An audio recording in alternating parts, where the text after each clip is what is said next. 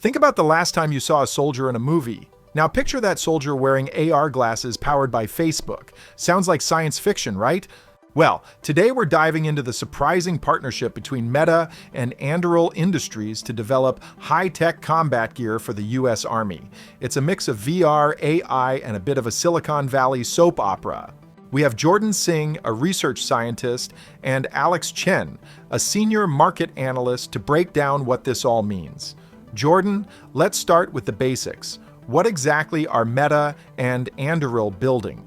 Right, so according to the Wall Street Journal, Meta and Anduril are developing helmets, glasses, and other wearables equipped with sensors and AI. The goal is to enhance soldiers' senses and threat detection using Meta's Llama AI models. Think of it as giving soldiers a real-time, AI-powered heads-up display. It's about providing better situational awareness on the battlefield. Exactly, Jordan. This partnership has huge implications, particularly for Meta. They are looking for ways to make their reality labs profitable, and the military is a huge potential customer. One LinkedIn user projected a $15 billion defense AR spending by 2030. So it's about more than just cool gadgets. It's a strategic business move. Absolutely, and it's not just Meta. Other tech giants are increasingly interested in the defense sector. In 2024, venture capital investments in defense-related companies jumped to $31 billion, up 33% year over year, according to Business Insider. It's also important to note that this partnership is leveraging commercial technology for military use, potentially saving the US military billions of dollars, according to Anduril. But what about the human impact? Are we talking about safer soldiers or something more complex? That's where the ethical questions come in. Using AI in weapons raises concerns about machines making life or death decisions with less human input, as cited on LinkedIn. Right. This is the classic dual-use dilemma. The same AI that helps soldiers avoid ambushes could also lead to increased automation in warfare. Speaking of complex, this partnership also marks a reconciliation between Palmer Luckey, Anduril's co-founder, and Meta. What's the backstory there? Yes, the Silicon Valley soap opera. Luckey was essentially ousted from Facebook in 2017 after donating to a pro-Trump group. Now, he's back in business with them, building tech for the military.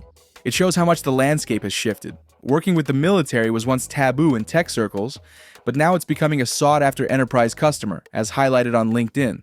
So, what does this mean for Meta's public image? Are they risking alienating users with this move into defense? It's a balancing act. Meta needs to show it's serious about national security, but they also need to be mindful of their user base, which is often wary of military involvement. They're trying to frame it as supporting American service members, protecting interests at home and abroad. Interestingly, Meta is not the only American company whose technology is being used in security sectors, both domestically and internationally. The Chinese People's Liberation Army, PLA, is allegedly also adapting Meta's AI open source Llama 2 for use in the country's chatbot, Chatbit, for use in military and security sector applications.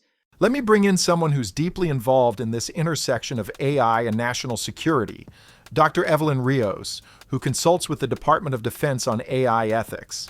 Thanks for having me. This Meta-Anduril partnership and the Chatbit development highlights a crucial point. AI doesn't exist in a vacuum. It's shaped by the values and intentions of its creators and users. The idea that the US must race toward technological advances or risk ceding its AI lead to China, as the Meta spokesperson stated, can lead to ethical oversights. If US standards are not adopted, it will hurt the economy and potentially put national security at risk. Precisely. That line from Meta is a common justification, but it's crucial to remember that ethical considerations shouldn't be sacrificed for the sake of competition. Is there any way, realistically, to embed ethical guideposts? It's tough. One approach is to prioritize transparency.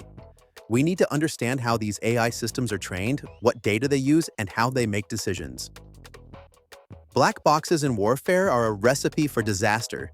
That's a good point, Evelyn. It is not clear in this partnership about how to regulate their use, especially in military applications. I think we can encourage them to expand AI licenses to include enforceable clauses about military use and misuse. And there needs to be ongoing oversight. We can't just build these systems and let them loose. There must be continuous monitoring and evaluation to ensure they're aligned with our values. Dr. Rios, are there any historical examples that act as warnings we can examine? Absolutely. Think about the development of nuclear weapons. The initial focus was on scientific advancement, but the ethical implications quickly became paramount.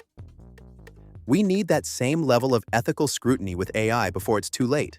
Alex, back to the business side. Does this partnership give Anduril an edge over competitors like Palantir, which already has a strong foothold in the defense sector? It definitely shakes things up. Anduril's Lattice platform, which combines battlefield data for real-time decision-making, overlaps with Palantir's AI analytics, as stated by TipRanks.